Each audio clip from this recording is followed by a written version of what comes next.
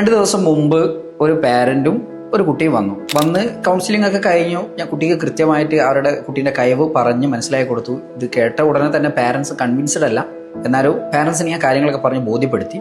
അങ്ങനെ അവർ പിരിഞ്ഞു പോയി. 2 ദിവസം കഴിഞ്ഞപ്പോൾ കുട്ടി വീട് തിരിച്ച് വിളിക്കുകയാണ്. സാറുടെ അടുത്ത് സംസാരിച്ചപ്പോഴാണ് എനിക്ക് കൃത്യമായിട്ട് കരിയറിനെ കുറിച്ച് കഴിവുകൾ അറിയാമായിരുന്നെങ്കിലും കരിയറിനെ കുറിച്ച് കൃത്യമായിട്ട് ബോധം വന്നത്. പക്ഷേ പാരൻസ് സമ്മതിക്കുന്നില്ല. പാരൻസ് സയൻസ് തന്നെ ചെയ്യണം എന്നാണ് അവർ നിർബന്ധിക്കുന്നത്. അവർ പറയുന്നത് കൗൺസിലിങ്ങിൻ്റെ ഫീസ് പോയാലും പ്രശ്നമല്ല, സയൻസ് തന്നെ ചെയ്താൽ മതി. പാരൻസ് മനസ്സിലാക്കേണ്ട ഒരു സംഗതി എന്ന് പറഞ്ഞാൽ, നമ്മൾ ഉദ്ദേശിക്കുന്നത് കുട്ടികൾക്ക് നല്ല കരിയർ ഉണ്ടാവുക, നല്ലൊരു ഫ്യൂച്ചർ ഉണ്ടാവുക എന്നുള്ളതാണ്.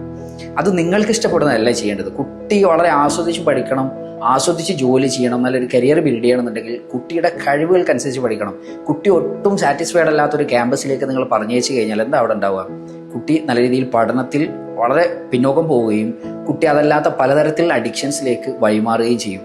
ഇതിനൊക്കെ കാരണക്കാരൻ നിങ്ങളാണ്. കുട്ടിയുടെ കരിയർ നഷ്ടപ്പെടുന്നു എന്നതിലുപരി കുട്ടിയുടെയും നിങ്ങളുടെയും നല്ലൊരു മനസമാധാനം കൂടി നഷ്ടപ്പെടുന്നൊരു ഫ്യൂച്ചറാണ് പിന്നെ ഉണ്ടാവുക എന്നുള്ളതാണ്.